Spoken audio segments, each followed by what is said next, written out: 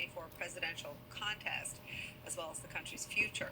Just hours after she clinched enough delegates to win the Democratic nomination, with the wind at her back, a massive boost in fundraising, and palpable enthusiasm and energy and momentum from Democrats, Vice President Kamala Harris held the first rally of her presidential campaign near Milwaukee, Wisconsin, where she put Donald Trump's feet to the fire. In this campaign, I promise you, I will proudly put my record against his any day of the week.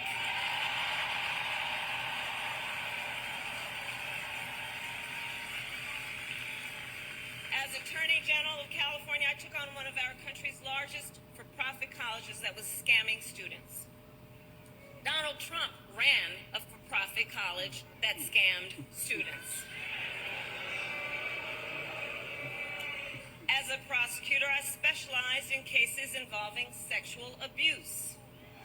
Well, Trump was found liable for committing sexual abuse. As Attorney General of California, I took on the big Wall Street banks and held them accountable for fraud. Donald Trump was just found guilty of fraud on 34 counts. It was a far cry from Donald Trump's acceptance speech at the Republican National Convention last Thursday night. His 93-minute address pulled off the rare feat of being alarming and weird and, based on the reaction in the room, pretty boring by the end, all at the same time. Where Kamala Harris highlighted Donald Trump's long list of legal troubles, any one of which should be disqualifying for the presidency, Trump had to resort to gaslighting and the politics of projection. The Democrat Party should immediately stop weaponizing the justice system and labeling their political opponent as an enemy of democracy.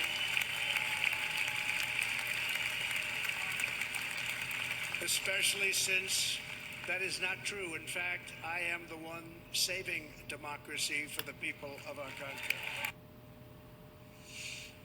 Harris, on the other hand, making the case that her campaign is about what she will do for the country in the future, calling her campaign a people-powered campaign for a people-powered presidency. Where Kamala Harris underscored her vision for the country on gun safety, reproductive freedom, just to name a few issues, Donald Trump engaged in fear-mongering over the border, featuring his inexplicable fixation with the fictional villain from the movie Silence of the Lambs. You know, the press is always on me because I say this. Has anyone seen Silence of the Lambs? The late, great Hannibal Lecter. He'd love to have you for dinner.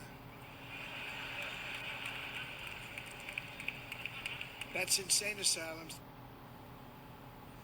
Late or great, just made up. With the de facto Democratic nominee, there were no weird movie references or tributes to the world's most brutal autocrats, people like Viktor Orban, just the case against Donald Trump and the incredibly toxic and unpopular political positions outlined in Project 2025. He and his extreme Project 2025 agenda will weaken the middle class. Like, we know we got to take this seriously. Can you believe they put that thing in writing? Read it. It's 900 pages. But here's the thing. When you read it, you will see Donald Trump intends to cut Social Security and Medicare. He intends to give tax breaks to billionaires and big corporations and make working families foot the bill. They intend to end the Affordable Care Act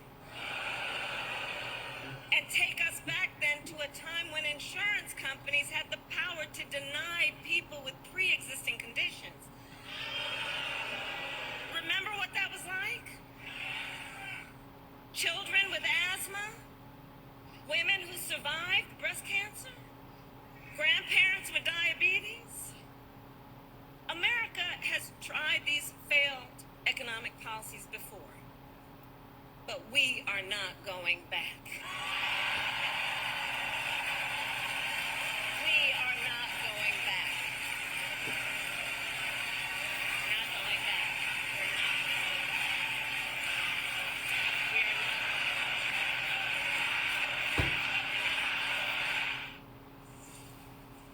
Vice President landing on a bit of a mantra there as she soars into the national political spotlight. As she does that, President Joe Biden is officially passing the torch. Here he is in his first appearance since contracting COVID. He will be addressing the American people about his decision not to seek a second term as president tomorrow night, live from the Oval Office. We'll, of course, have full special coverage of that event